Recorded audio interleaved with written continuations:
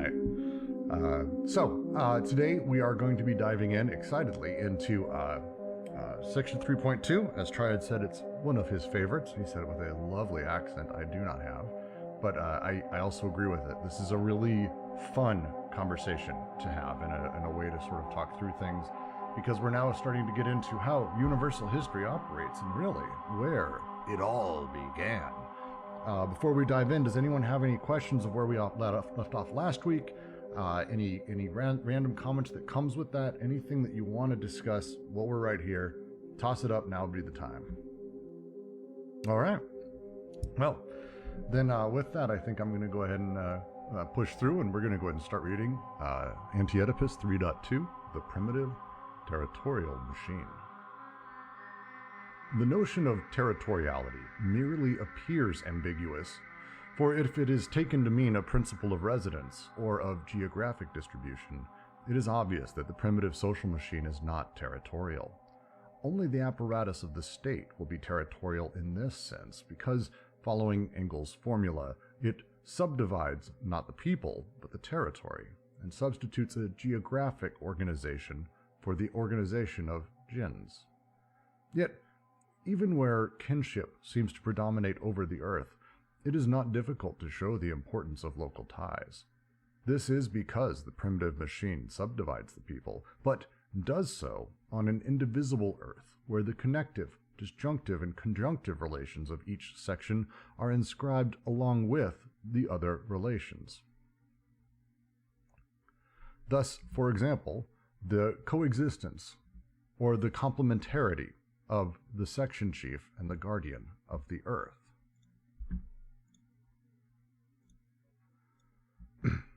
Pardon me. When the division extends to the earth itself by virtue of an administration that is landed and residential, this cannot be regarded as a promotion of territoriality. On the contrary, it is rather the effect of the first great movement of deterritorialization on the primitive commune. The immanent unity of the earth as the immobile motor gives way to a transcendent unity of an altogether different nature, the unity of the state. The full body is no longer that of the earth. It is the full body of the despot, the unengendered, which now takes charge of the fertility of the soil as well as the rain from the sky and the general appropriation of the productive forces. Hence, the savage, primitive socius was indeed the only territorial machine in the strict sense of the term, and the functioning of such a machine consists in the following: the declension of alliance and filiation, declining the lineages on the body of the earth before there is a state. As I said, this is where we start getting into their conception and genealogy of a universal history, the way that we sort of start looking back and finding how societies have shifted over time and how the socius specifically has changed and why and what has done such a thing. They're beginning immediately, as they've called this, the primitive territorial machine. It's not a term they're going to use with, say, capital or other socius, and there's a reason for that they bring up here, and they're talking about sort of territoriality on its own as why they're describing it and why they're talking through this. Triad, did you want to dive in and give a better explanation?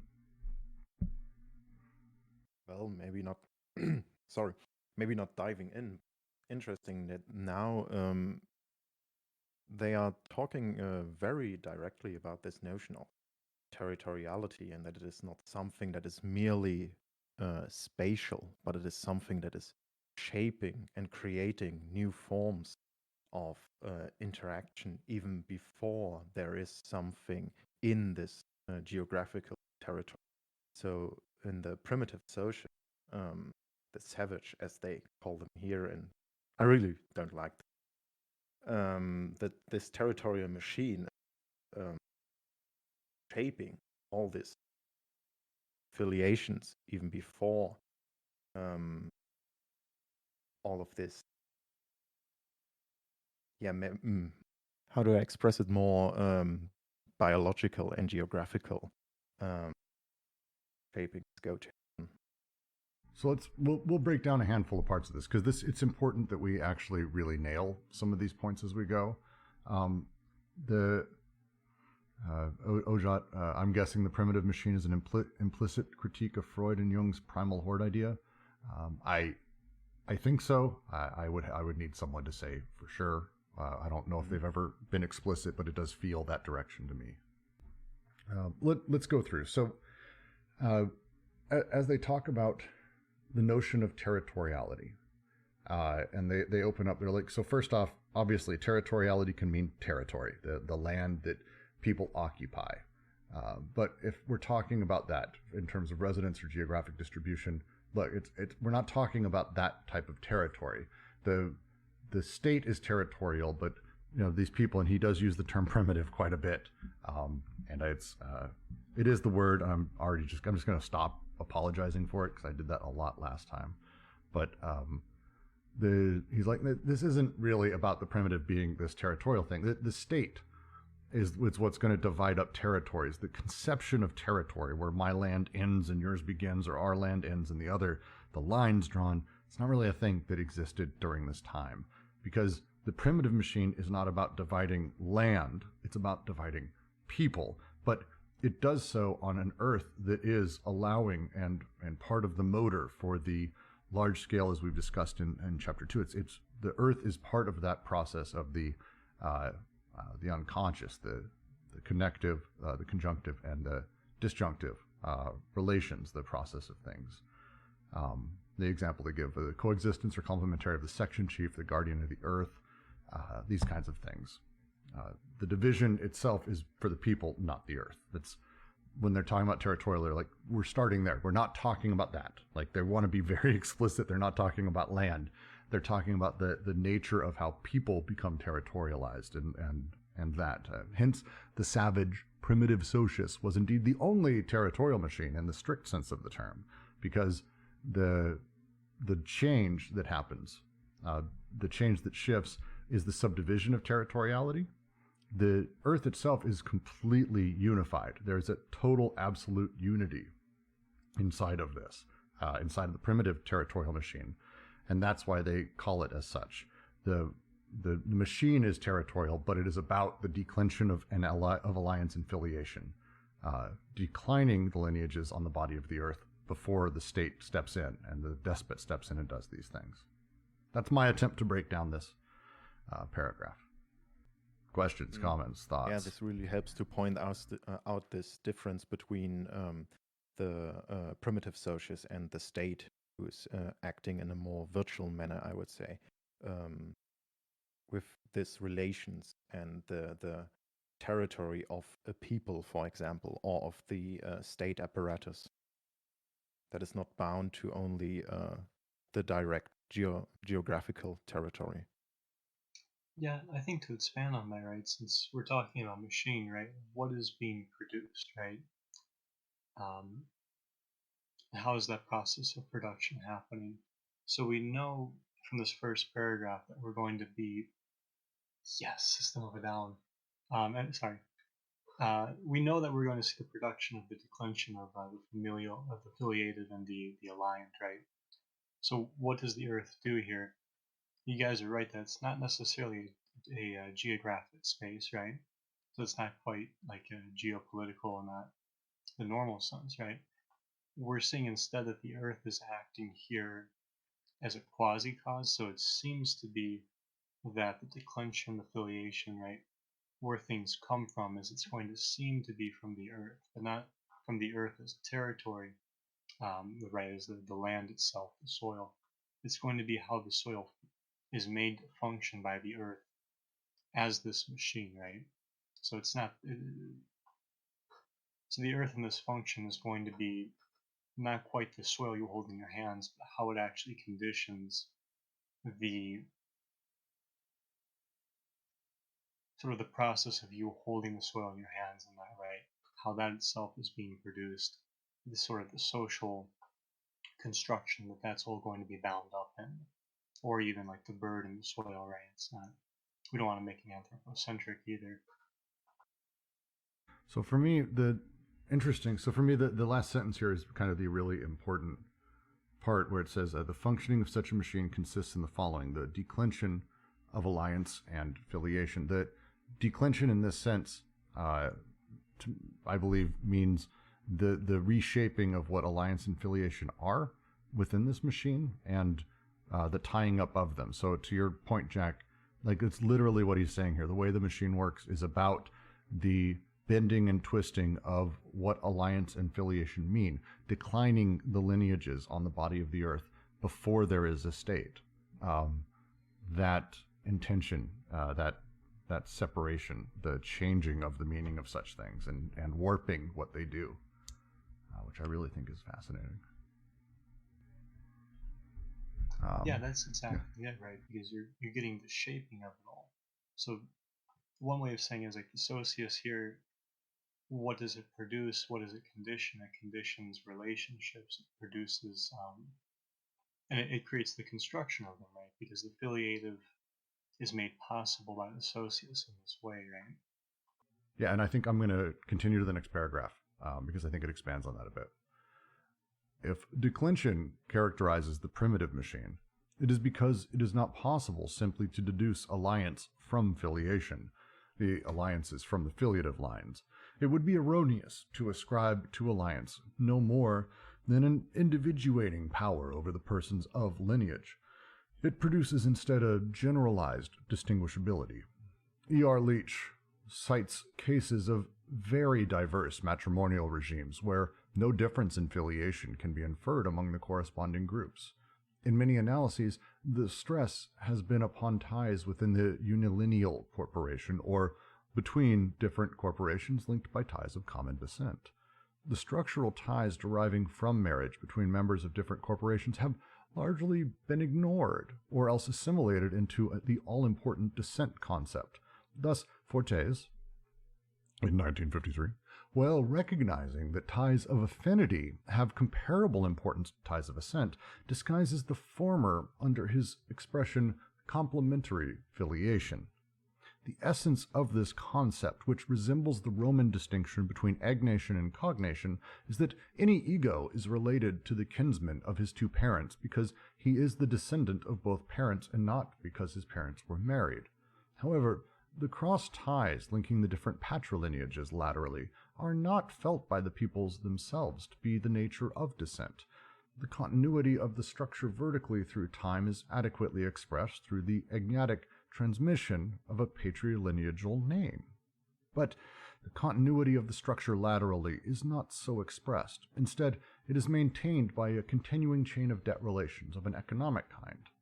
It is the existence of these outstanding debts which assert the continuance of the affinal relationship.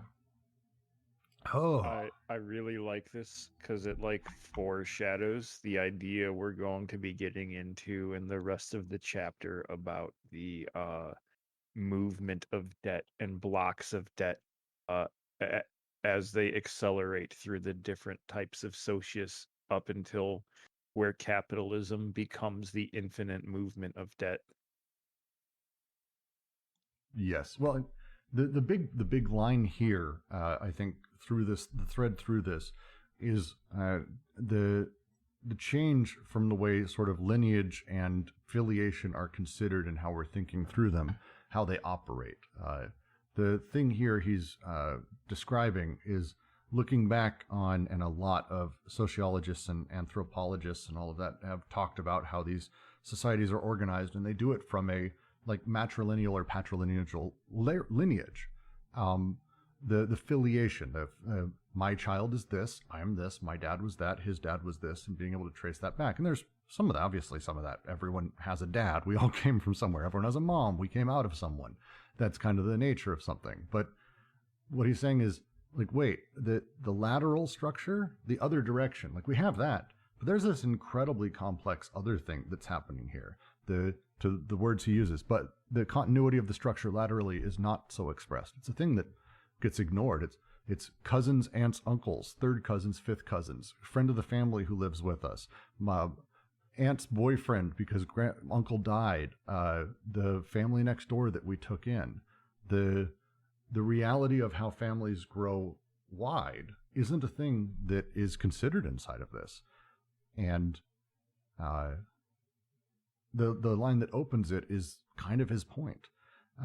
If declension characterizes the primitive machine, the bending of these words, it is because it is not possible simply to deduce alliance from filiation. the alliances from the filiative lines. Who are we with? Who am I close to? Who is my family with? Why are we allied with them? Is not able to just be seen by saying, this is my dad and this is my mom. There's a lot more than that. It would be erroneous to ascribe to alliance no more than individuating power over the persons of lineage. That's the idea. Oh, it's sort of, yeah, maybe someone will get married and it's this person. It's like, no, it instead, there's a generalized indistinguishability, generalized distinguishability from it. I really like the whole paragraph here for that. I'll be brief here because I think the next paragraph goes into it explains what we're talking about more. Unfortunately, the definition kind of follows this, right? The affiliative and the alliant, and it's like the administrative, the economical, right? But yeah, I think that's pretty much it, right? Because as I read them here, they're saying that you shouldn't explain the affiliative, or rather the alliant through the affiliative, right? So what's happening horizontally is not necessarily determined by the vertical, right? So in Brooks's examples, right, what I am in terms of a father or a grandfather or my larger family tree, or if you want to put it into sort of like an organizational context, right, and say like, I don't know what it would be in a village, but just something like administratively, right, where my manager is above me and above them is the department head, and above them is the CEO or whatever, right? The way people interact with each other at that horizontal level, right? What they're doing with each other, it's not necessarily determined by their rank any more than it would be by their status in a family tree, right? So it's just a vertical tracing, that kind of like family tree structure we're all used to. Yeah, and yeah, it was just my affirming. And I really like the term complementary affiliation that is used here. That's just my 2 cents. very much. It's a really interesting sort of mentality. And the other part, to just say it, Jack, to say what Ben was saying, because it does come through here, the nature of descent is not what fuels the different patrilineages, the way they're hooked up laterally. Instead, we are talking about outstanding debts which assert the continuance of the affinal relationship. I'm with this family, or this family is related to me in a lateral sense because of outstanding debts that are ongoing, versus this is my dad, this is my mom, this is my brother, this is my child. And this back and forth is the point. No, to the next paragraph, though, because it does, I think, hopefully unconfuse a handful of things, because we're about to go through filiation and alliance and how they operate. And this is the stuff to remember if you're taking notes. Filiation is administrative and hierarchical, but alliance is political and economic, and expresses power insofar as it is not fused with the hierarchy and cannot be deduced from it, and the economy insofar as it is not identical with administration. It's a big sentence, super important one. Filiation and alliance are like the two forms of a primitive capital: fixed capital, or filiative stock, and circulating capital, or mobile blocks of debt. There are two memories that correspond to them, the one biofiliative, the other a memory of alliance and of words. While production is recorded in the network of filiative disjunctions on the socius, the connections of labor still must detach themselves from the productive process and pass into the element of recording that appropriates them for itself as quasi-cause. But it can accomplish this only by reclaiming the connective regime for its own form of an affinal tie, or a pairing of persons that is compatible with the disjunctions of filiation. It is in this sense that the economy goes by way of alliance. In the production of children, the child is inscribed in relation to the disjunction lines of its father or mother, but inversely, the disjunctive lines inscribe it only through a connection represented by the marriage of the father and the mother. At no time, therefore, does alliance derive from filiation, but both form an essentially open cycle where the socius acts on production, but also where production reacts on the socius. The thing that'll help to pull back a little bit: what is the primitive because that's the other part. We're not talking just about like, oh, cavemen are like this or the first man or anything like that. It's a very, very specific part of what they are calling essentially the history of man. And it is a level where, how is it that, I'm trying to remember how Holland calls it. I think he refers to it as primitive communism. The savagery in that world is a stateless society where people are people in groups. Indigenous Americans, indigenous people kind of anywhere, but Indigenous Americans are an example of one of these societies, the way that they operate and how they work. It's from Claster's, Society Against the State, primitive society. So when we're talking about that, when we're having these conversations and we're playing with this, be thinking about what life is like inside of those situations. When we talk about filiation being administrative and hierarchical, that's my father is the one who came before me. He knows more than I do. I follow in his footsteps. I do that. Someday I will have a child, or I'm a daughter. And the nature of sort of playing these out and setting these things up is administrative, but deeply hierarchical. I follow my father's orders. He came before, he has experience. Alliance, let's join up with that family, as an example. Let's have a bunch of families together. Alliance is political and economic. It is not necessarily expressed, infused with hierarchy itself. It can't necessarily be deduced with it. Who's with who is lateral. It's not someone's in charge of another thing in the same way. Alliance is a different setup. They call it two forms of primitive capital, fixed capital or affiliative stock on the one side, because what are you able to do? Well, we have one son and that's it. Well, you're able to sort of hunt.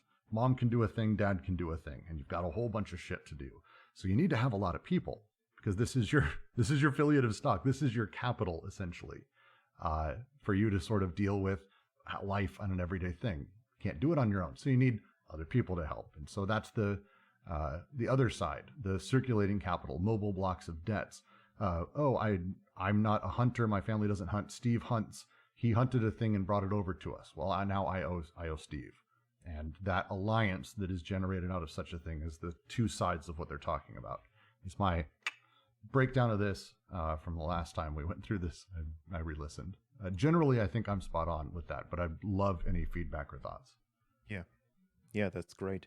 But still, this first sentence is intriguing me, because it seems so essential, and you pointed this out already.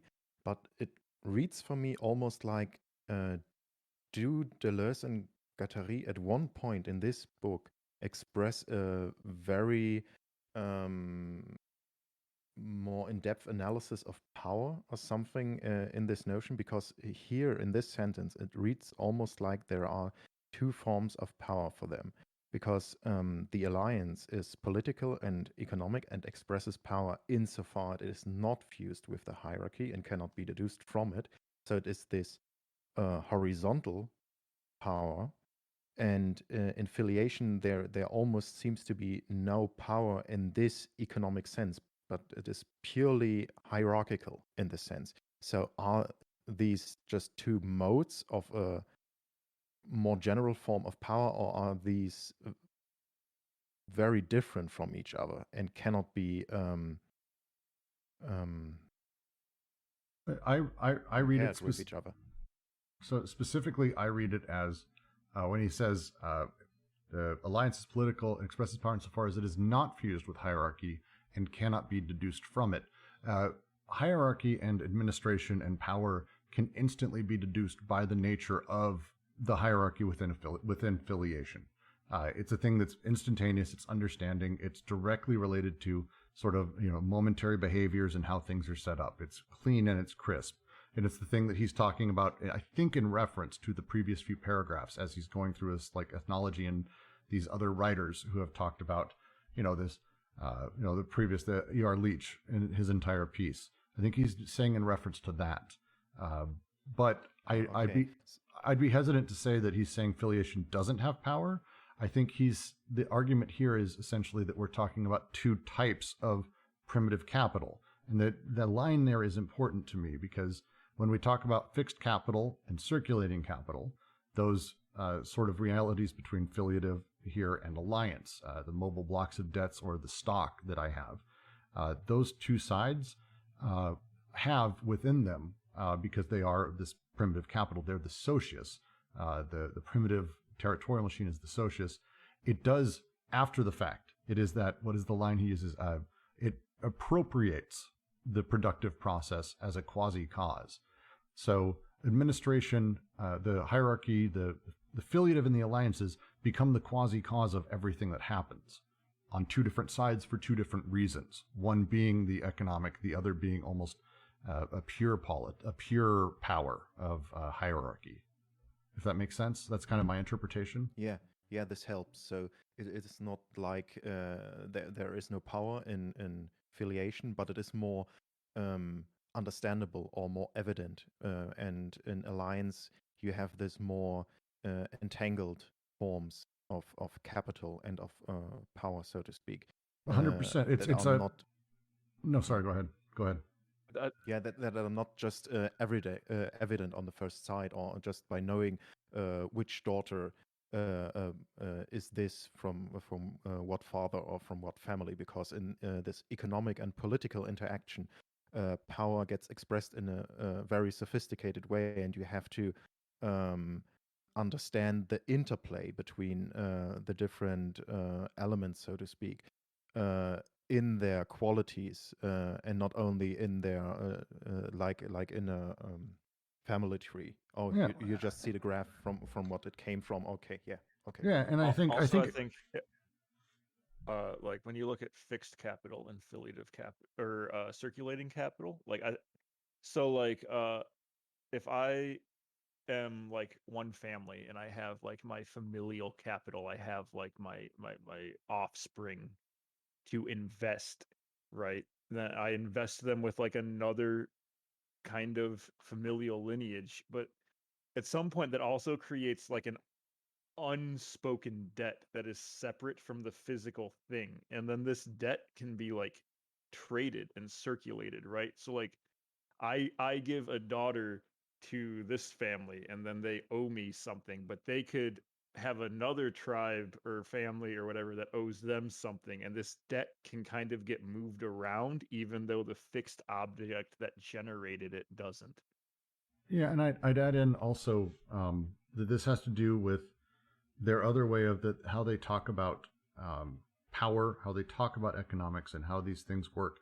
We'll get through this because it's the entire chapter, and I'm not wanting to skip ahead and have a longer conversation, but I think exactly your point here at Triad is something that is basically what this entire chapter is about, and talking through how power wields its sort of ugly face in these different parts. Because the line that I really like inside of this is the one about appropriating itself for itself as quasi-cause. But it can accomplish this only by reclaiming the connective regimes for its own in the form of an affinal tie or a pairing of persons that is compatible with the disjunctions of filiation. It is in this sense that the economy goes by way of alliance. I have kids, that kid, like my son, for example, that he is like in my line, that's done. He's part of my familial line, because otherwise he's dead if I don't like take care of him. So he's part of my world. And at some point, maybe he'll take care of me, probably not. But like this setup is almost like assumed, I think would be the way I would want to put it. It's built into the process. Whereas the alliances and the way that I work or way I pair with someone else, that's I'm putting choice in quotes. You can't see me doing air quotes, but this is how you expand out, and that's why the economy starts there. It's a different setup. It's how I work with other groups that I have the affiliative lines with, and there's other affiliative lines. How they connect is the economy, and that distinction, I think, is going to become incredibly important, especially when we move into the despotic, because like there's almost inside of this, there is no direct power within the savage, the whatever we want to call this at this point. There's no power relations in the same way that as we know them, or like this weird sort of large scale outside power. There's not really an economy in the way that we know economy. People are the power. People are the economy, and the direct relationships there are doing it. There's no larger sort of thing or representation that plays them, and that's kind of, I think, a lot of the point he's making here. Yeah, so there's no market, no generalized exchange mediums like money and stuff like that. Yeah, that's right. That's pretty important. I forgot about it. I forgot about that. Yeah, and I'm going to get to the next paragraph because it kind of continues that thought.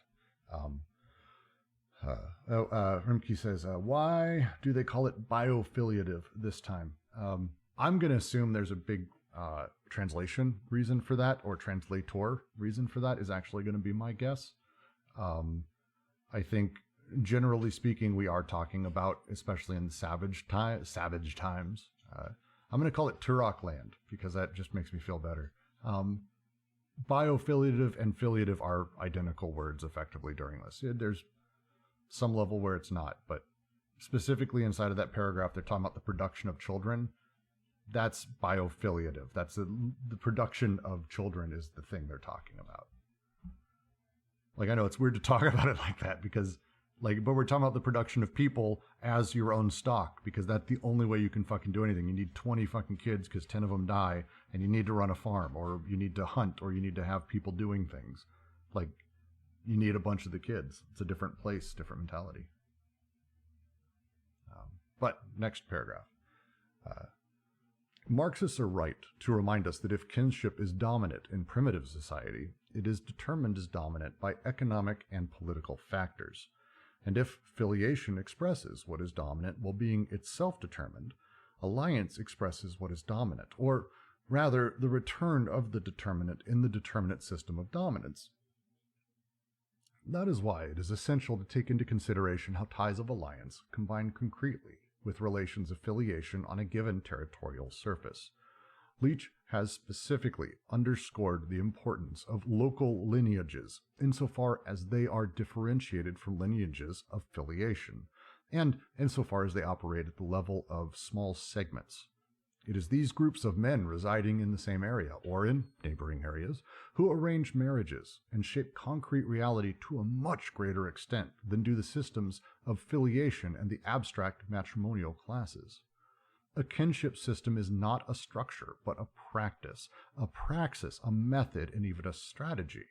Louis Berth, analyzing a relationship of alliance and hierarchy, shows convincingly that a village intervenes as a third party to permit matrimonial connections between elements that the disjunction of the two moieties would forbid from the strict viewpoint of structure.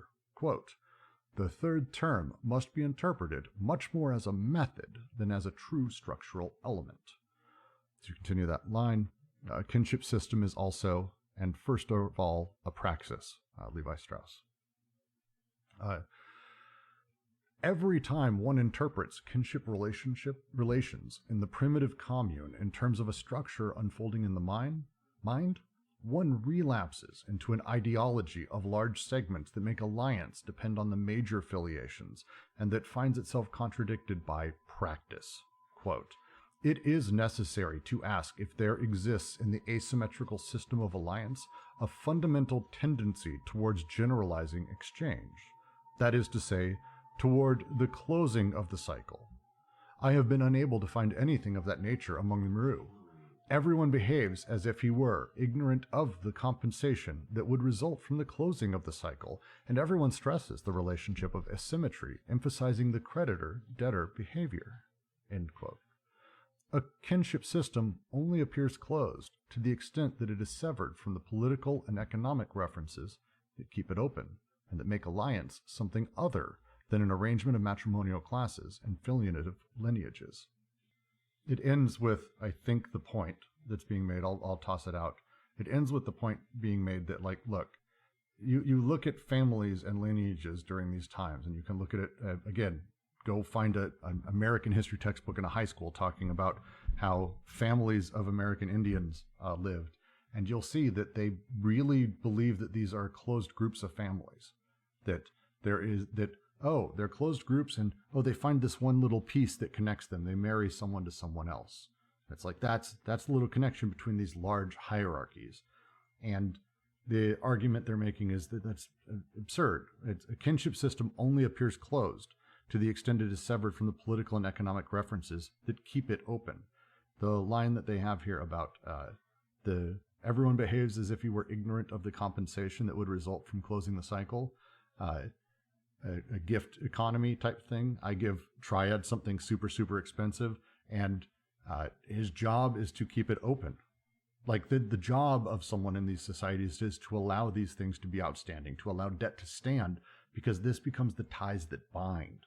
If he were to close it out, or we were to pay back, everyone would like make more money in theory or have more shit, but that's not the point.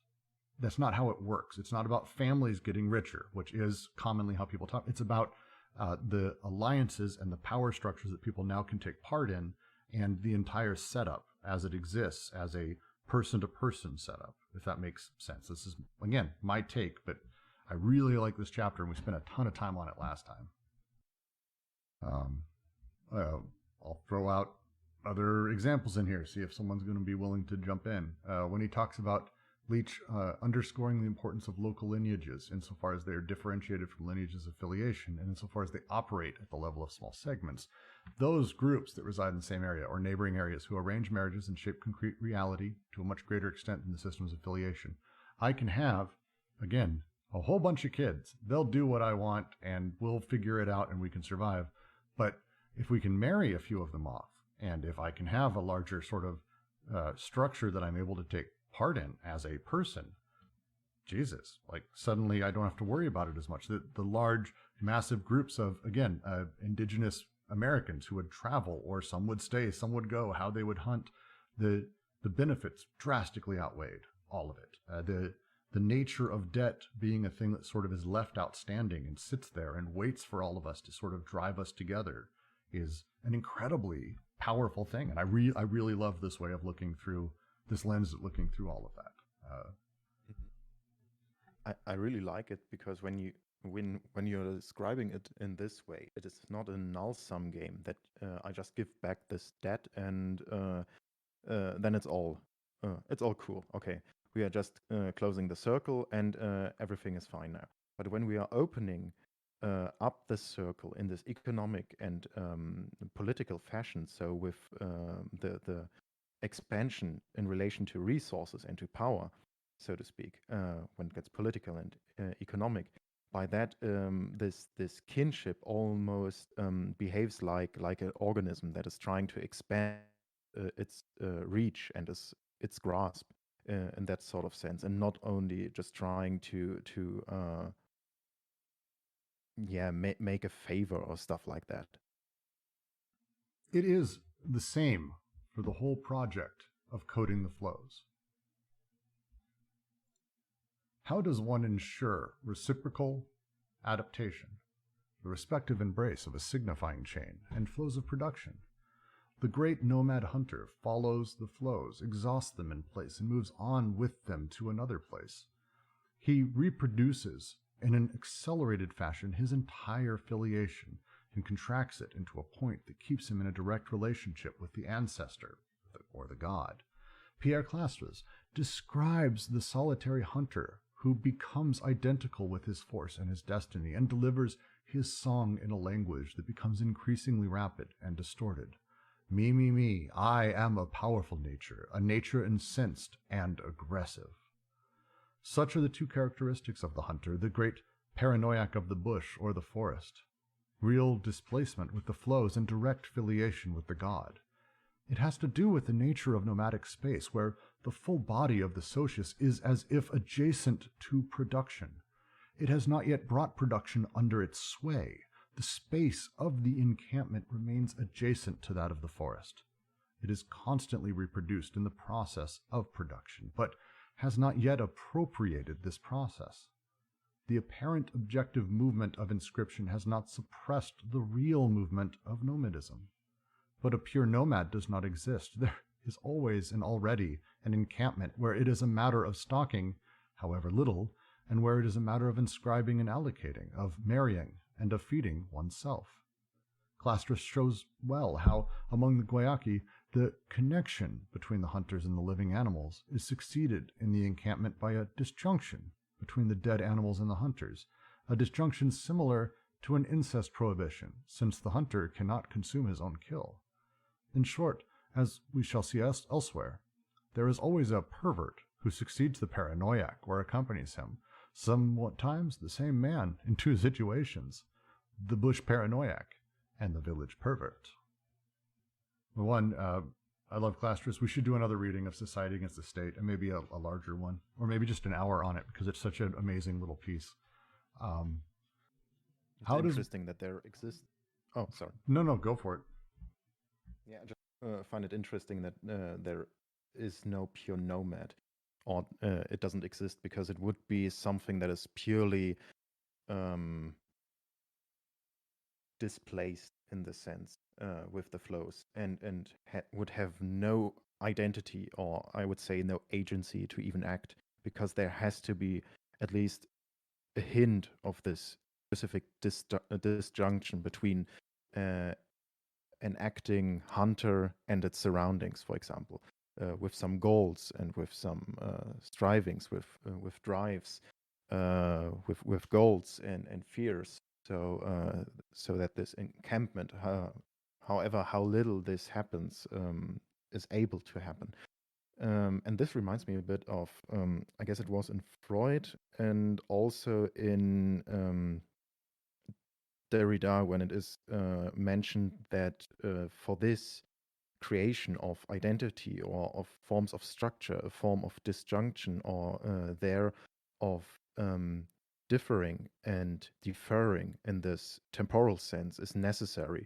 So you have this disjunction not only in a spatial sense, that you only go with the flow, so to speak, but you encapsulate yourself from your milieu. You can then act within and can ascribe meaning from this perspective, but also in a spatial sense that it is necessary to form some sort of economic behavior that you can plan. You can withhold your drives for a specific reason to function in a specific way.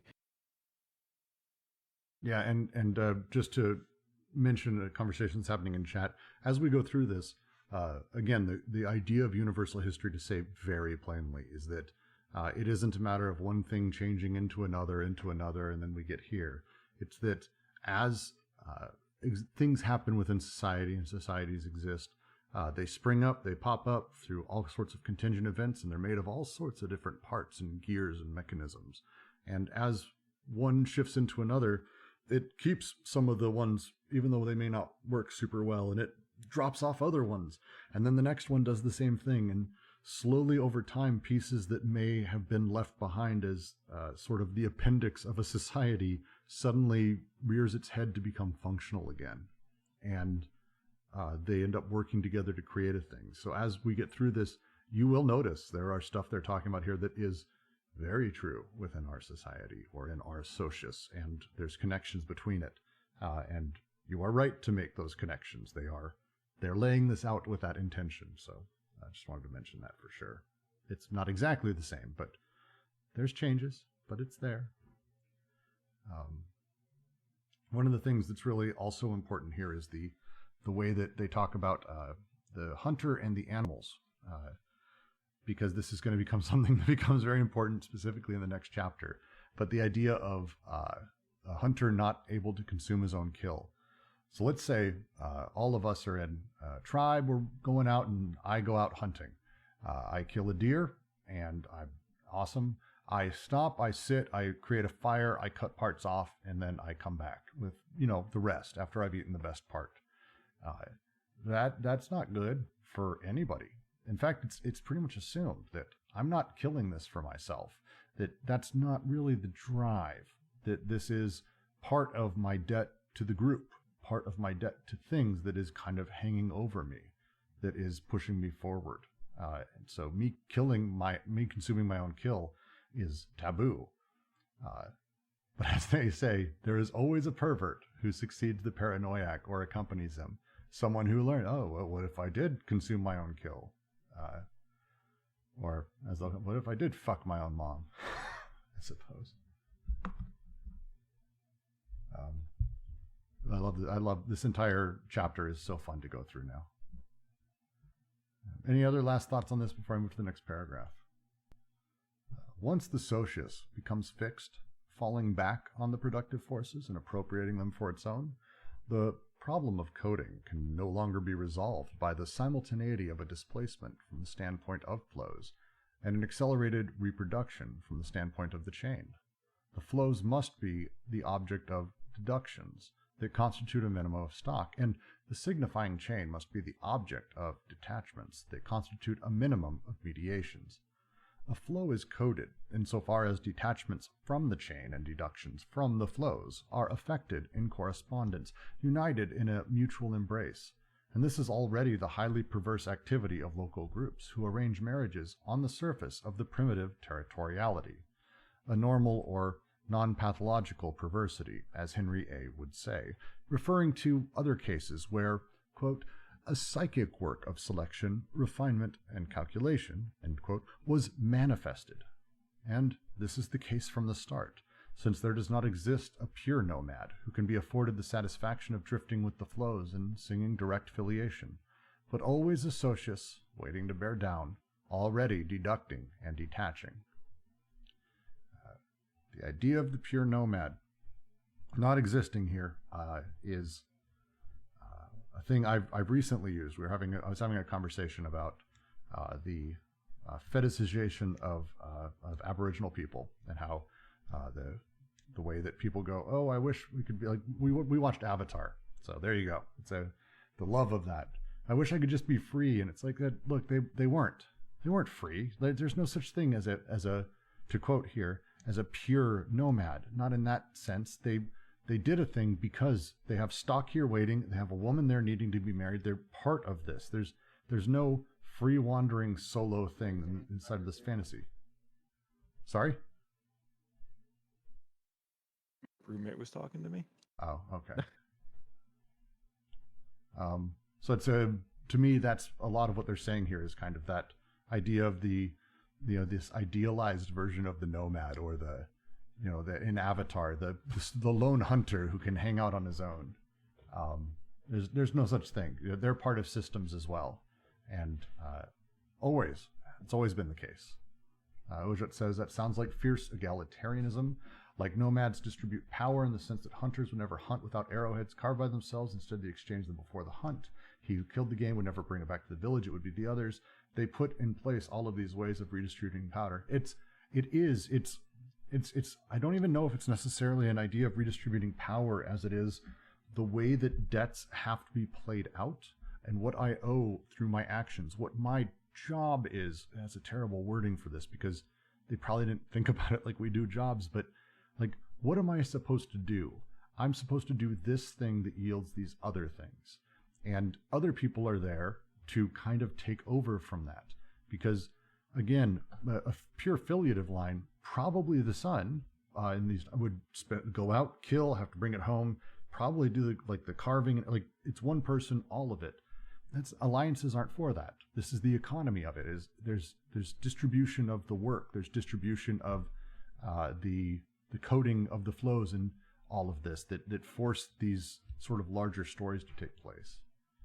That to me kind of balances flows and balances the setup in its way. Again, we'll get into how that's done, but that feels right to me. Am I far off, anyone? No, I really like this, especially when you compare it with this one sentence. A flow is coded insofar as attachments from a chain and deductions from the flows are effected in correspondence, united in a mutual embrace. Yeah, it's I would say spot on. Yeah, it's all just consistently mutual, which is the part that I also really think is a really interesting way to look at this. Again, the idea of the noble savage and all of these sort of tropes in a lot of mythology that especially plays to what I would call modern individualism. They pretend that at one point I could have been a hermit, I could have been the warrior on the plain. It's like, no, dude, no. This is how societies work. Families even had to deal with this shit. When they get married to another family, they were indebted, and you had to deal with this. And you had to deal with that large group. That's my dog telling me that she wants out. So I will be right back. Someone else talk. I just wrote in the chat, and I have no idea of politics and practical philosophy because it is so practical. Who likes that?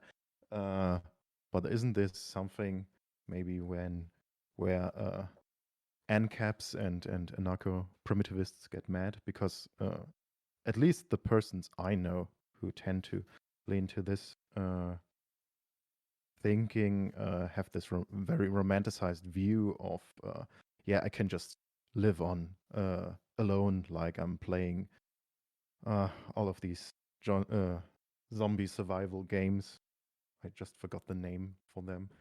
Like, oh yeah, I could build this and I could build that. I don't need anyone. I don't need nobody, and stuff Yeah. like that. But still, it's forgotten how many things you would need to prepare and how much easier it is to get stuff done, at least in a small group. And Yeah, it's an exponential shift in the positive with groups of people, and it's again, but even without that, like as being like this really hyper practical reason, their point is that already we're there, already this is happening. There is no pure nomad who can be afforded the satisfaction of drifting with the flows and singing direct filiation. Yes, on my family is all that matters. My family is the only thing, but always the socius waiting to bear down, already deducting and detaching. In the previous paragraph, they have the line that I love. There is a pure nomad does not exist. There is always an already, an encampment, where it is a matter of stocking, however little, and where it is a matter of inscribing and allocating, of marrying, and of feeding oneself. That line, no matter however little, there's always an encampment that needs stocking, which I really like as a nice line. To continue, though, the flow deductions constitute a filiative stock in the signifying chain, but inversely, the detachments from the chain constitute mobile debts of alliance that guide and direct the flows.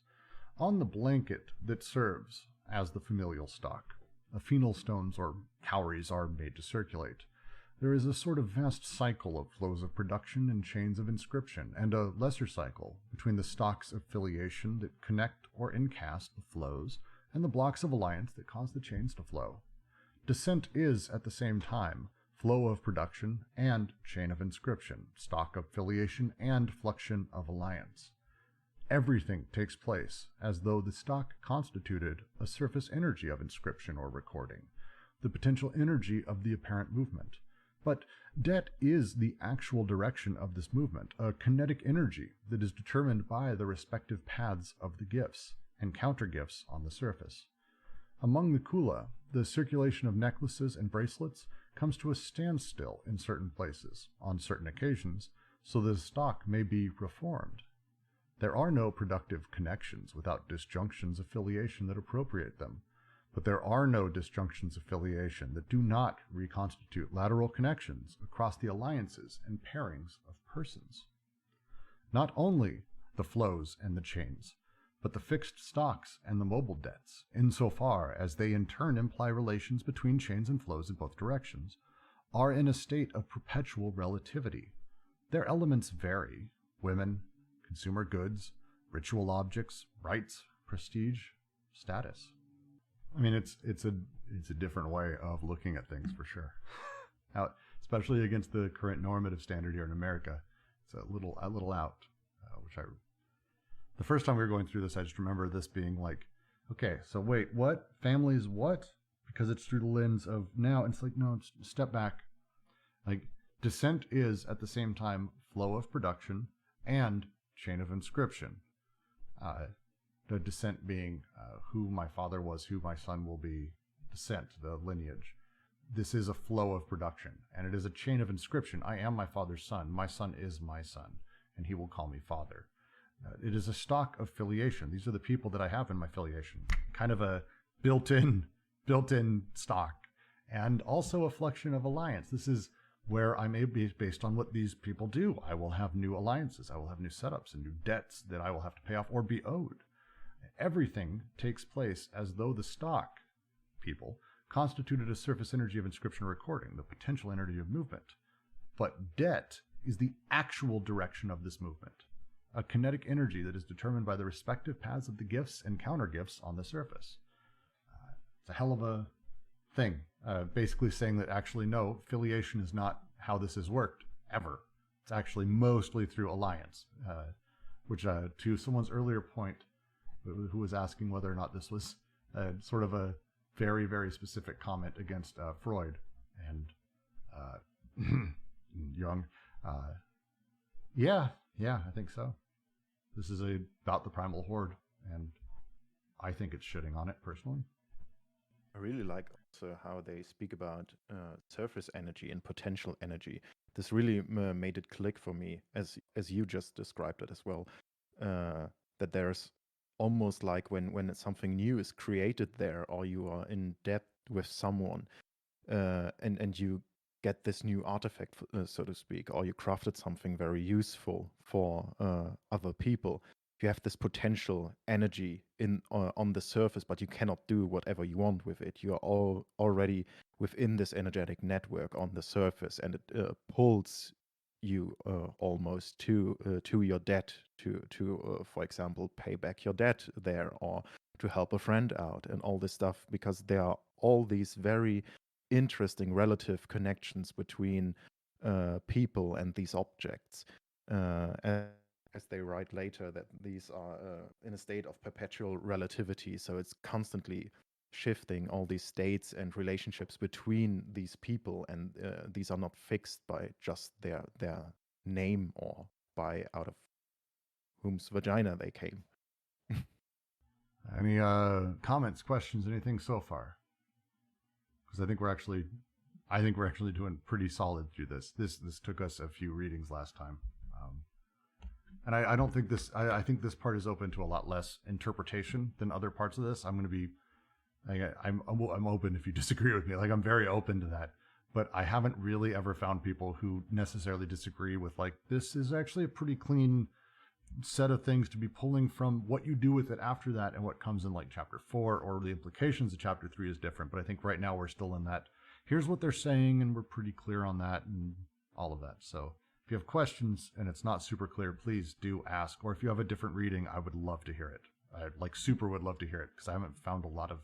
If one postulates that somewhere there has to be a kind of equilibrium of prices, one is compelled to see in the manifest disequilibrium of a relations of pathological consequence, which one explains by saying that the supposedly closed system extends in one direction and opens as the prestations become wider and more complex.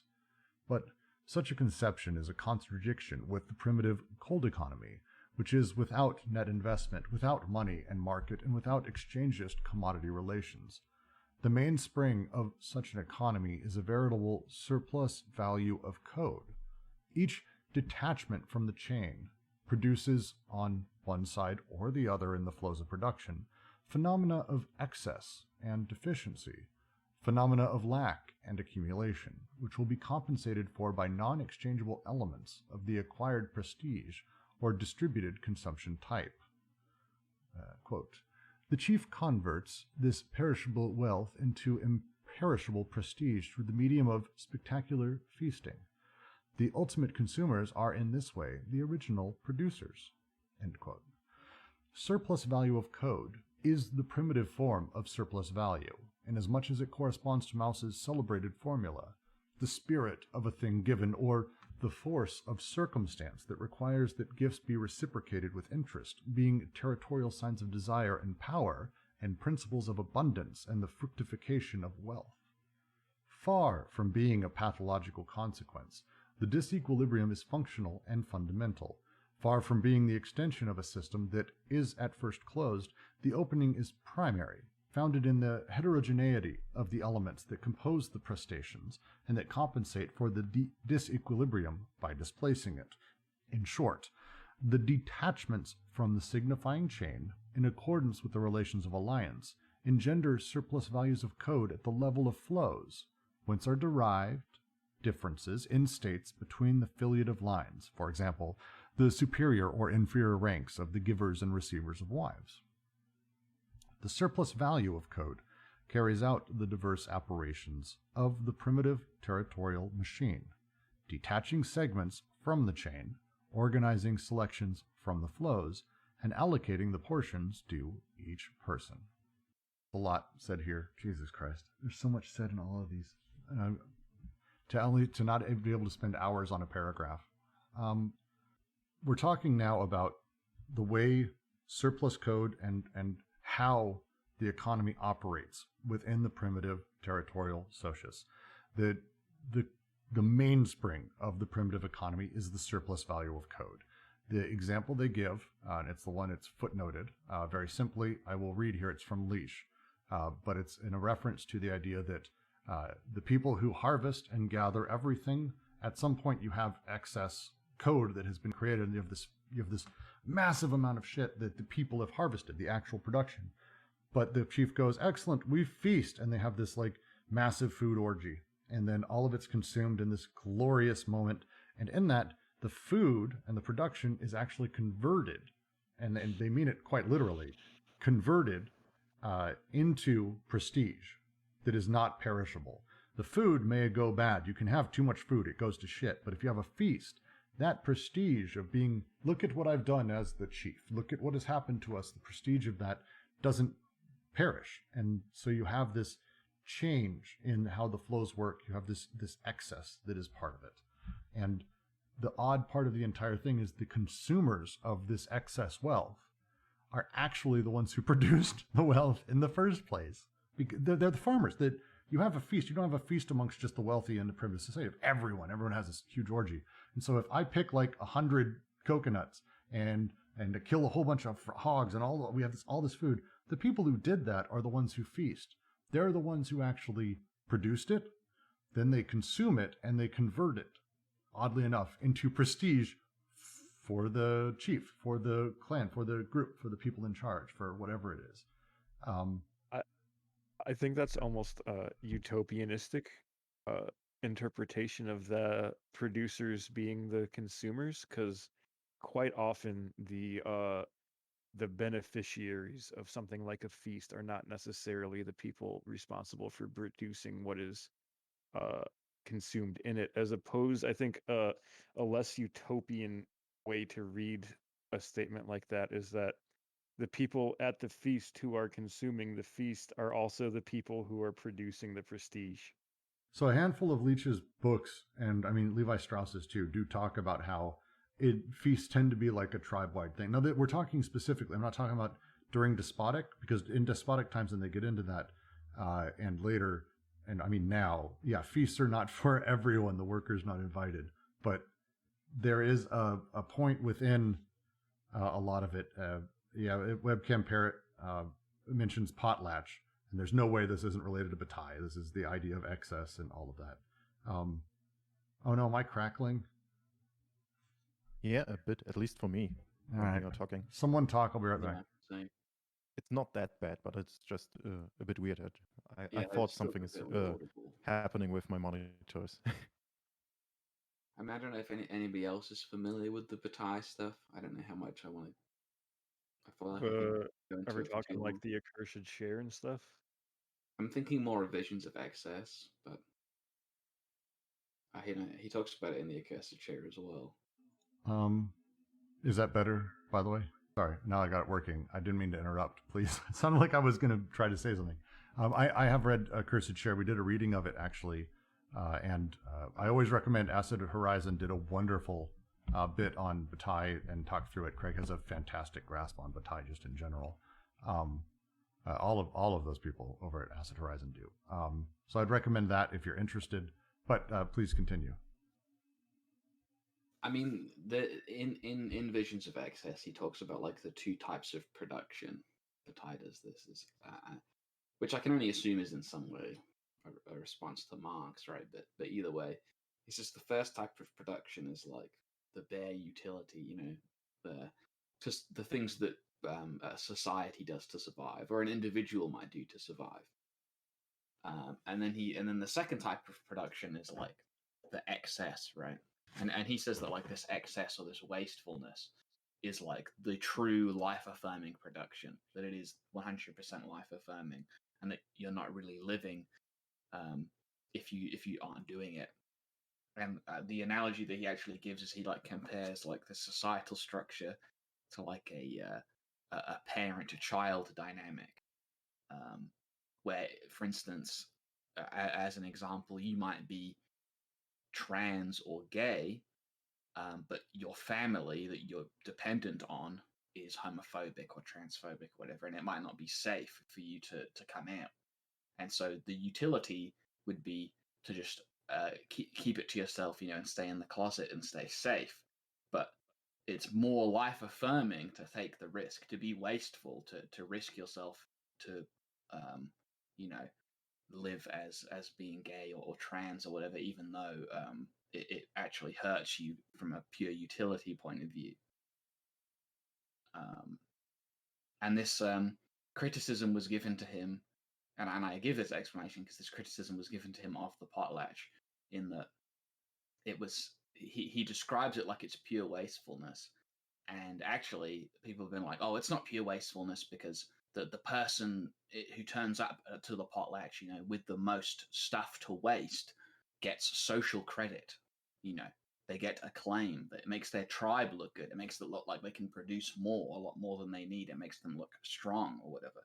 But I just maintain that Bataille always intended that to be part of what he meant by waste.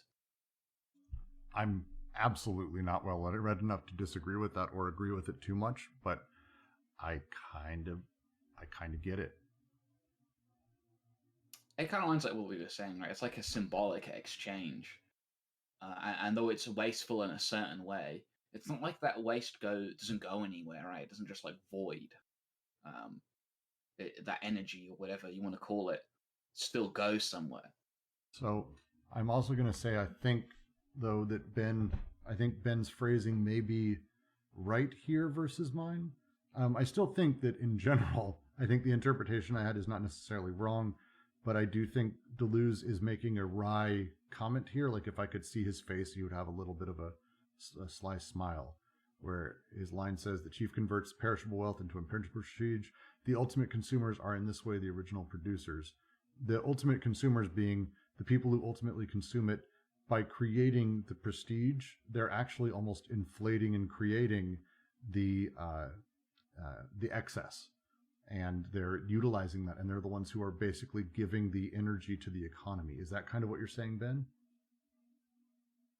Yeah, I think that's my kind of interpretation of why it's said in the order that it's said. I might just be like reading too much into that, but everywhere else in Anti-Oedipus, Deleuze has been pretty deliberate with his word choice. Yeah, I'm going to read the footnote real quick. Last thing, Webcam Parrot. If there's any chance you'd be up for doing like a half hour or an hour on Bataille on this idea and sort of talking through it in the next couple of weeks, I think I would encourage us to have that happen, because I'm not well read enough, but I really do want to chase that down. Just to mention, to read the footnote. Also, the criticism Leach addresses to Levi Strauss. Levi Strauss rightly argues that the structural implications of a marriage can only be understood if we think of it as one item in the whole series of transactions between kin groups. So far, so good. But in none of the examples which he provides in his book does he carry this principle far enough. Fundamentally, he is not really interested in the nature and significance of the counter-prestations that serve as equivalents for women in the system he is discussing. We cannot predict, from first principles, how the different categories of prestation will be evaluated in any particular society. It is very important to distinguish between consumable and non-consumable materials. It is also very important to appreciate that quite intangible elements, such as rights and prestige, form part of the total inventory of things exchanged. I'm going to say I think Ben's reading here is spot on, and I think the idea, again, the core idea is that we're not just talking about, hey, the people made food, and yeah, someone ate it, but that's its own thing. It's like, no, there's intangibles that are actually generated through this process, that are actually created, that the way flows work, how they get coded, decoded, how chains break, how excess gets made. All these things are like super important. Super important. And that setup is this baseline of how we need to start thinking about how the socius and how the economy and the people of these times operated versus the idea of the horde, I suppose. The idea that primitive societies have no history, that they are dominated by archetypes and their repetition, is especially weak and inadequate. Ken, I fully expect you, by the way, to be ready to respond to this. This idea was not conceived by ethnologists, but by ideologists in the service of a tragic Judeo-Christian consciousness that they wished to credit with the invention of history. If what is called history is a dynamic and open social reality in a state of functional disequilibrium or an oscillating equilibrium, unstable and always compensated, comprising not only institutionalized conflicts, but conflicts that generate changes, revolts, ruptures, and scissions, then primitive societies are fully inside history and far distant from the stability or even from the harmony attributed to them in the name of a primacy of a unanimous group. The presence of history in every social machine plainly appears in the disharmonies that, as Levi-Strauss says, bear the unmistakable stamp of time elapsed.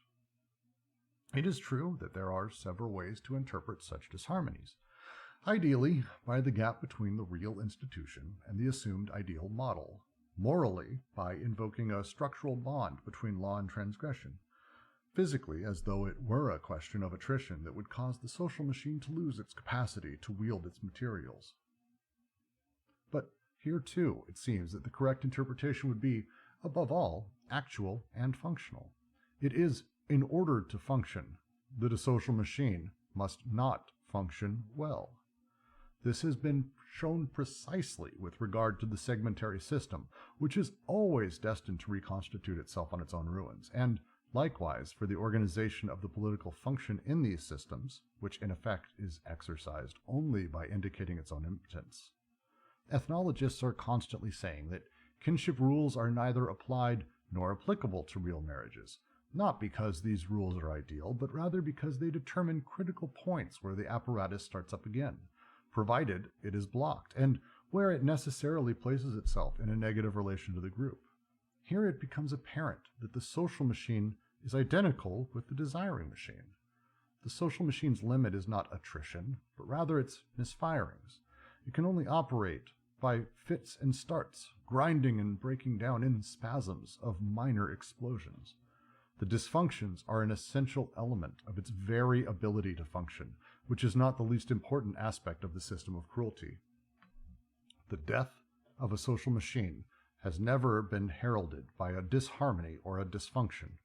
On the contrary, social machines make a habit of feeding on the contradictions they give rise to, on the crises they provoke, on the anxieties they engender, and on the infernal operations they regenerate. Capitalism has learned this and ceased doubting itself, while even socialists have abandoned belief in the possibility of capitalism's natural death by attrition. No one has ever died from contradictions, and the more it breaks down, the more it schizophrenizes, the better it works. The American way. So first I want to say before anything, Ken, as the Jungian, like this was pointed at you like a fucking sniper rifle. I'd love if you had a second if you want to respond. Can you tell me how it's pointed at Jung? Well, I mean, there's no archetypes as a thing, and that mocks them as a concept. That I think is. I lost connection. The first bit, the idea that primitive societies have no history, that they are dominated by archetypes and their repetition is weak and inadequate, is the first sentence. Yeah. I don't. I just don't understand it. So as I've come to understand it, an archetype is just describing, like, I don't know, determinative chaos or something like that. Yeah, that's fair. That's fair. Here, let me try to say what I think their critique is, because I think it's a worthwhile discussion, because it's I think it's the point of this paragraph.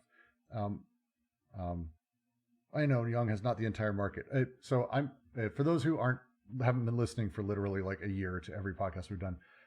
Continuous thing we do is give Ken a little bit of shit, because he knows a lot more about a lot of these things than we do, and so it's kind of like anytime Jung or Lacan kind of gets brought out, the continuing joke I've been making has been, yeah, so this stuff's stupid. Ken, why don't you tell us why it's not? Is kind of the ongoing thing, and so that's the joke I'm playing here. So, but I think what they're saying here is the idea of archetypes, and he's pointing fairly a bit at Jung and a few others.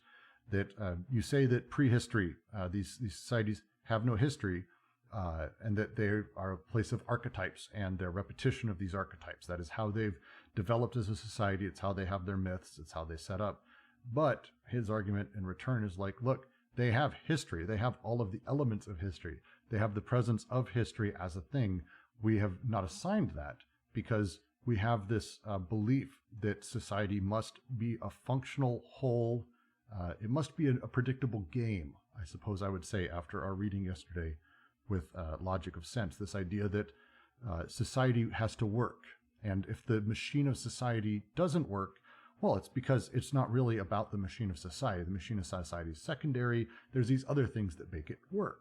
And their argument is flipping that almost completely on its head and saying, actually, the fact that the society doesn't work is why it works, which is kind of that's how I read this. And anyone feel free to disagree with me, but that's how I read this. And it's definitely an affront on the idea of, Jung's take, and I mean, even Freud's take for the hordes of the idea that their prehistory, the only way that they have to carry on these stories and to say what they should be doing is by utilizing archetypes and mythology and stories. I mean, his archetypes exist in history, but I don't know if I necessarily would say history even. Yes, but that how history is organized with the people and how history is told in these places is with stories and archetypes. That there is this idea of, as they say here, the invention of history is intended to be credited to Judeo-Christian consciousness. But if what we call history is a dynamic and open social reality in a state of functional disequilibrium, or an oscillating equilibrium, unstable and always compensated, blah, blah, blah, blah, like they have history. Yeah. Can I cut in right there? So Jung almost fully affirms Heraclitus's Phanta Ray in volume 14. And goes even further and says that there are some streams that that you almost can't even step into, but it's weird because it's like what you're stepping into is already the end, and then that's what gets repeated. Jung was the first one to really hint at the death drive too, and then Sabina Spearline got it from him, and then Freud sort of stole. Oh, did I lose connection? Nope. And then Freud sort of went off of that from to go into Beyond the Pleasure Principle, but there's this misunderstanding that what the archetype is an object of representation, can be fully conceptualized. An archetype is not like an image of the cross that you can find similarities through without history. Like the archetype is not like some ideal. It's not the beautiful and the good. It is not like the ideal image of like a man or woman or something like this. He almost I mean, he observes a thing that he cannot explicate at all through history, and then he tries to find the products of this thing. But what that thing is, he can't say exactly because it's a constantly moving, developing thing. And this was his point about, but he did believe he could predict some things. Like he predicted that that the Catholic Church would do the Ascension of Mary thing. But I don't know if that was because of some knowledge of archetypes as much as he could see what the Catholic Church was denying in their system. That's fair. So I honestly think it's just a fundamental misunderstanding of what the archetype is. Well, so I have a question for you. Most of the time, people are talking about prototypes or stereotypes. So a question for you, because I wondered this the last time. I didn't say it out loud. I have it in my notes. Isn't nomad, as Deleuze uses it here, an archetype? I mean, how? The archetype is just this like the best thing that I can come up with, the best modern day analogy is the strange attractor of chaos theory. It's just he's trying to put his finger on deterministic chaos. And this is explicated by like people like Van Uyck and Hodgkinson and a few other peoples. Like he's talking about oscillations in this strange attractor space with these basins of attraction. But it's not like what's repeating through time are representations or symbols. He says the symbol is always explicating something that we do not know. That is his like foundational, like one of his foundational disagreements with Freud is that not every oblong thing is a penis and not every hole is a vagina. He thinks that symbols and dreams are ultimately providing some sort of quality of mystery. That way you can dig into them and develop something that's beyond what you know. Right. Well, so then let me say, thank you for all that. That's great. So maybe it's not directly at Jung. I will say that I know people. I mean, well, I mean, it is. But it's definitely it's against maybe not directly, Jung, but an understanding of Jung that I know exists. That the idea of Hercules and the idea of archetypes as this is how things existed before written history and before we started recording stuff was through storytelling, and the only way people remember that shit and how to behave was through the archetypical nature of Hercules or whatever fucking world you came from, a million different stories, and that we learned how to behave through that. And their argument is like, no, this is all still history. It's not because we don't have a written and cohesive world that we don't get history.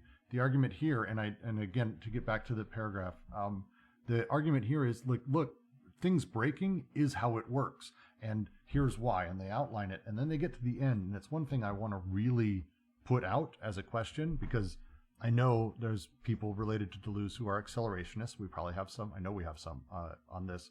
How does an accelerationist take their idea that pushing the contradictions of capitalism will lead to its destruction, and that Deleuze believed that, when literally the last two sentences of this paragraph exist as a thing?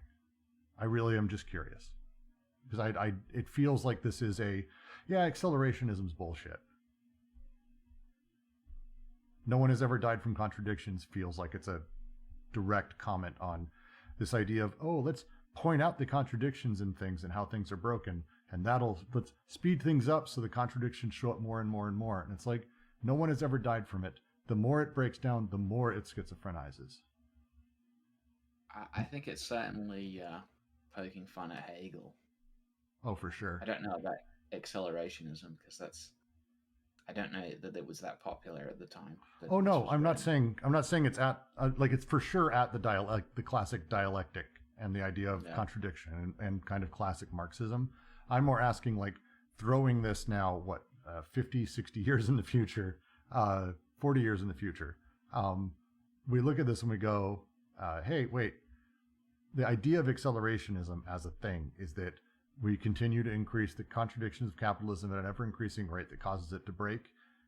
Literally here it says, capitalism's learned this and ceases doubting itself, while even socialists have abandoned belief in the ability of capitalism's natural death by attrition. The more it breaks down, the more it schizophrenizes. It's the nature of the social machine. It loves to schizophrenize, and the more the better. Yeah, I think people often specifically use it in the way you're saying, right? To say, Deleuze and Guattari weren't accelerationists. It's a hell of a sentence. I mean, in a way, capitalism's been broken for ages. It breaks all the time. It doesn't actually make it usually helps capitalism, though. Helps it quite a bit. Like, for instance, there was the thing with food. Prices were going to get too low in Europe to where the food market was going to crash, right? Because farmers weren't going to make enough money. So the European Union bought up hundreds of millions of tons of food and let it rot to make the price of food go up. Like, that's capitalism breaking. But what it actually did is just made a bunch of bourgeois people even richer. Yeah. Definitely, and not only when capitalism is failing, but also when other systems are failing, like East Germany, the GDR. It made a lot of people in the West way richer when it collapsed. The fall of the entire Soviet Union. Look at what happened with Yeltsin and the entire thing there, as well as the general neoliberal order alongside that. Like, holy shit, the stories are incredible. If you haven't fully dug in, it's really worth it. Yeah, almost whole cities here were bought up, and factories just taken from the east and rebuilt in the west and stuff like that. And now they are whining because the east is still not catching up with the west and all stuff like that. But yeah, something I was real quick. I wanted to go with Nihilus's question just really quick. Is contradiction in this case self-falsification?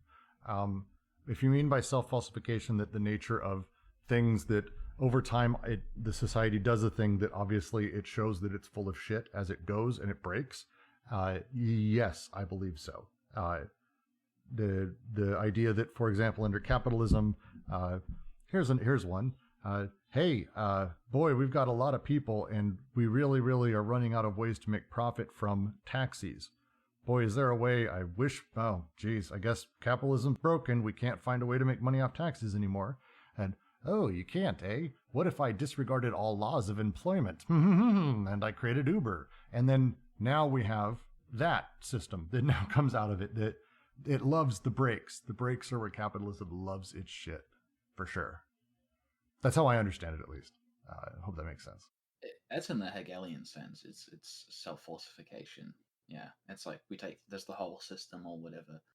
A contradiction emerges in the system and then is dealt with or whatever, and what we end up with afterwards is supposed to be better, right? Better being in big quotes. Yeah, which in this case you would think, maybe it's capitalism that gets better, not other things, But that's not how many of the Hegelians or accelerationists take it. Maybe not better, but it finds other ways in this respect. I mean, it usually gets better at being exploitative, right? That's the way. It's a good way to put it. Yeah, it learns how to. It gets better at its job, which is being capital, basically. Yeah, and this is the strength of it, I would say, because it is very reliable in when faced by this dysfunctions, and I really like this in this paragraph. Not only in relation to capitalism, because I almost forgot this whole section because I could really need this for a paper on really this topic of disequilibrium and noise within media systems and stuff, and that these are constitutive for generating meaning and stuff like that, also in relation to Michel Serres. But it's way before he wrote his book on the parasite, where he goes in depth and into this whole notion of the excluded third, or the so-called parasite, and all the noise and dysfunctions that are so essential for the development of our social systems, but also in political activities within information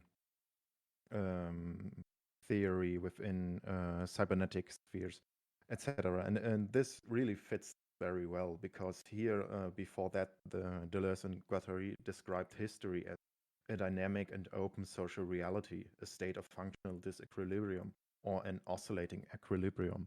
So we have here this almost like a motor for this, a constant form of chaotic production with which the social machines, which are now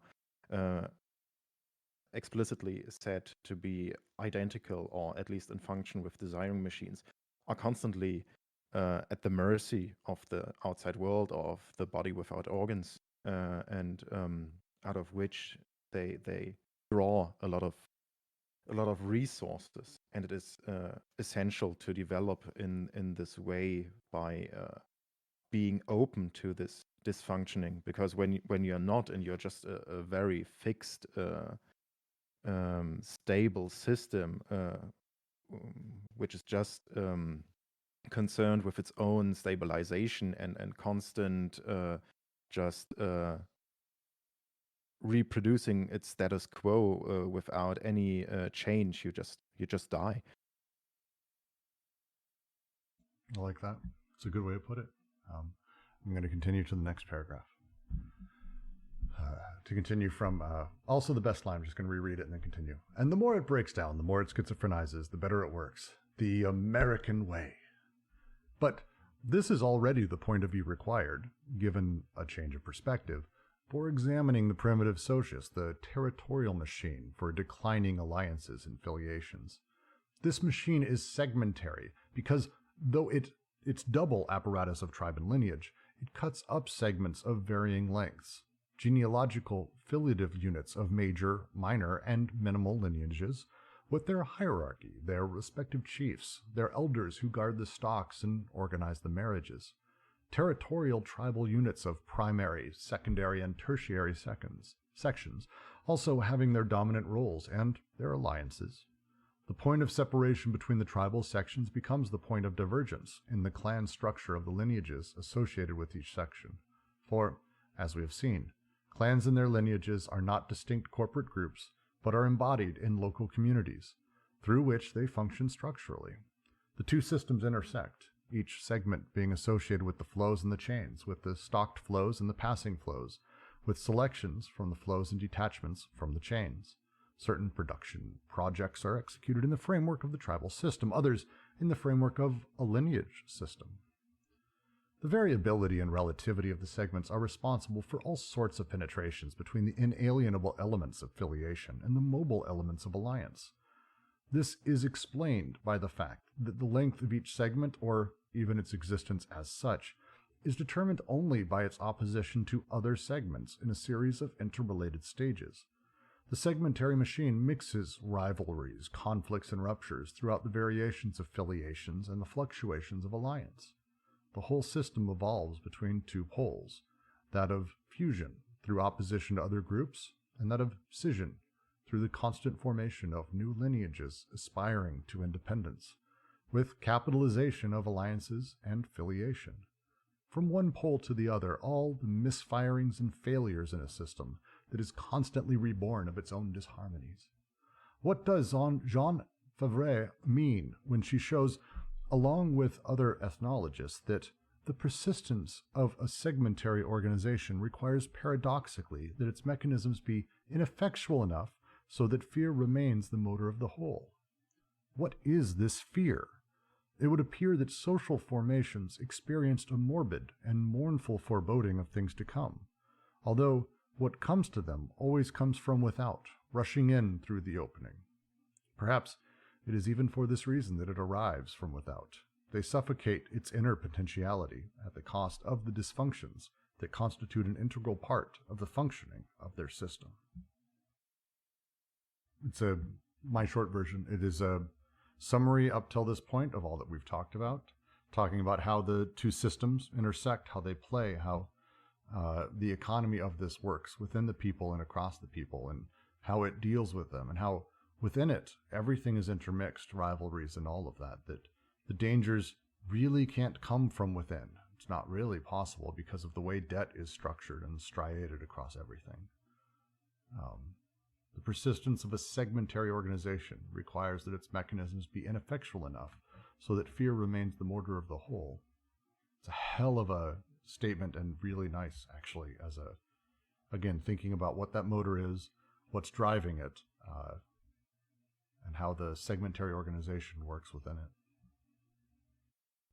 If no one has a note, I'm going to finish up the chapter, and then we can discuss, as necessary, any questions that are left, because there will be nothing after that except for the next section. The segmentary territorial machine makes use of scission to exercise fusion and impedes the concentration of power by maintaining the organs of chieftainry in a relationship of impotence with the group, as though the savages themselves sensed the rise of the imperial barbarian, who will come nonetheless from without and will overcode all their codes. But the greatest danger would be yet another dispersion, a scission such that all the possibilities of coding would be suppressed. Decoded flows, flowing on a blind, mute, deterritorialized socius. Such is the nightmare that the primitive social machine exorcises with all its forces and all its segmentary articulations. The primitive machine is not ignorant of exchange, commerce, and industry. It exercises them, localizes them, cordons them off, incasts them, and maintains the merchant and the blacksmith in a subordinate position, so that the flows of exchange and the flows of production do not manage to break the codes in favor of their abstract or fictional quantities. And isn't that also what Oedipus, the fear of incest, is about? The fear of a decoded flow? If capitalism is the universal truth, it is so in the sense that that makes capitalism the negative of all social formations. It is the thing, the unnameable, the generalized decoding of flows that reveals a contrario, the secret of all these formations, coding the flows, and even overcoding them, rather than letting anything escape coding. Primitive societies are not outside history, rather it is capitalism that is at the end of history. It is capitalism that results from a long history of contingencies and accidents, and that brings on this end. It cannot be said that the previous formations did not foresee this thing that only came from without by rising from within, and that at all costs had to be prevented from rising. Whence the possibility of a retrospective reading of all history in terms of capitalism?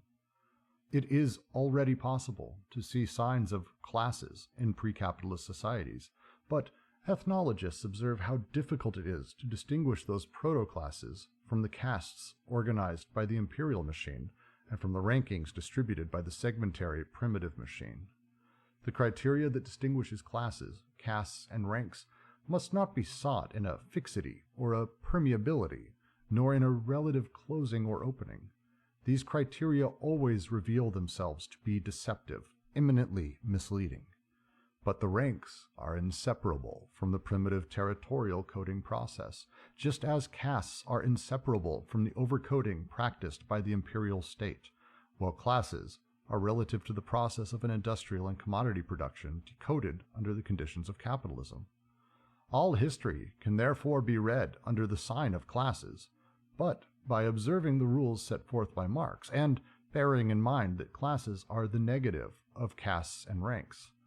For it is certain that the regime of decoding does not signify the absence of organization, but rather the most somber organization, the harshest compatibility, with the axiomatic replacing the codes and incorporating them, always a contrario. I'll just ask, what questions are there? I don't want to dive right in. I think we've got 10 minutes or so. I'll make sure we stick around and we do this. I would love to hear questions or comments or anything on this entire section, if anything is sitting there, because it's, again, pretty foundational, I'd say. So, like all of it is, but this one's really solid. I really dig that. Triad, any more thoughts now that you've finished it off? Yeah, I like it now even more because I guess I forgot most of it. Especially that decision here is mentioned as this way of introducing some sort of dysfunctioning or disjunctive connections then later, and that there is this looming threat of capitalism with this almost infinite potential for scissions that is just cutting up everything and then reassembling it to be compatible with it. So there is at one point no contrast anymore, and everything becomes engulfed by it. At least that's how I read it in a very superficial sense now, and it's quite bleak, I would say, especially in the end of this paragraph. I love it as well. Jean-Claire asks, can you talk about this? And isn't that also what Oedipus, the fear of incest, is about? The fear of a decoded flow?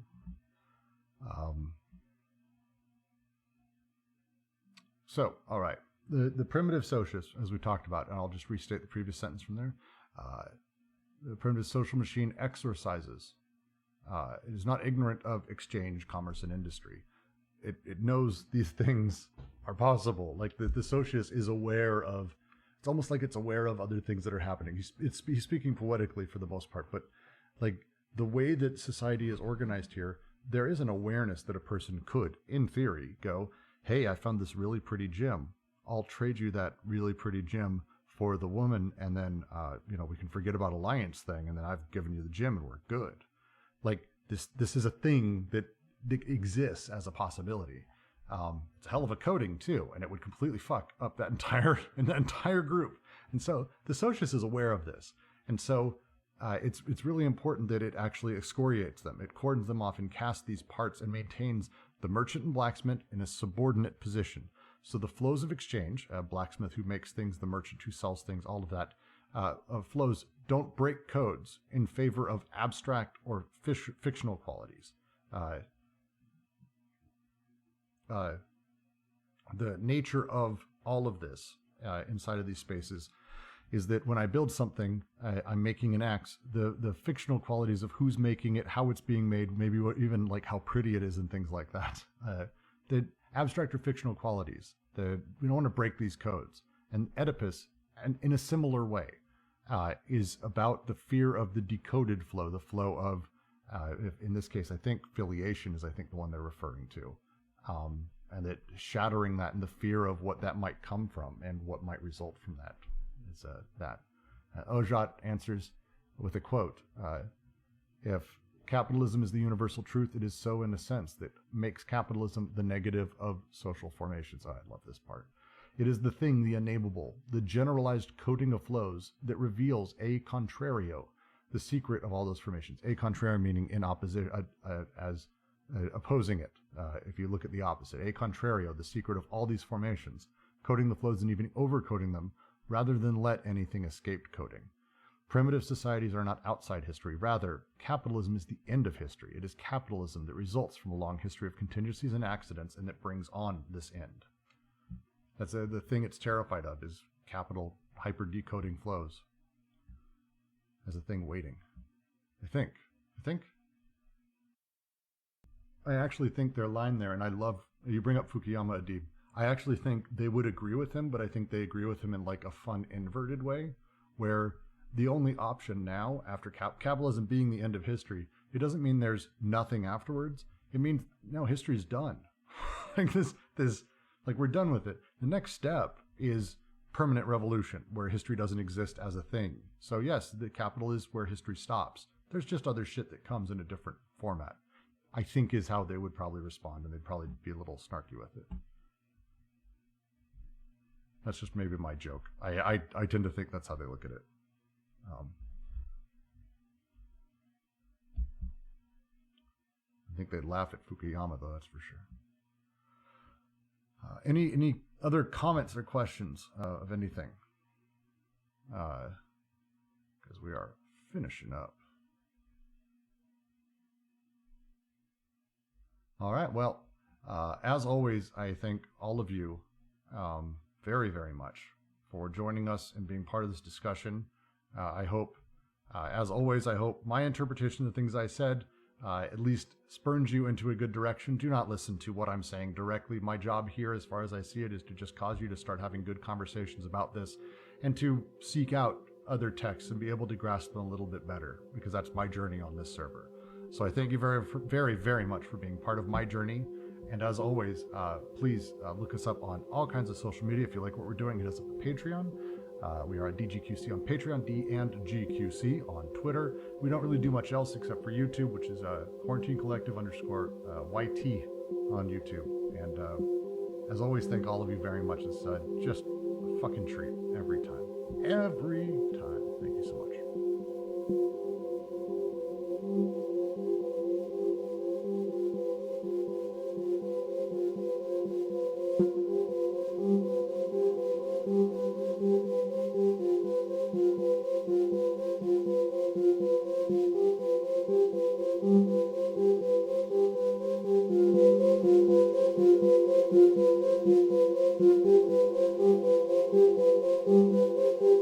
Thank you.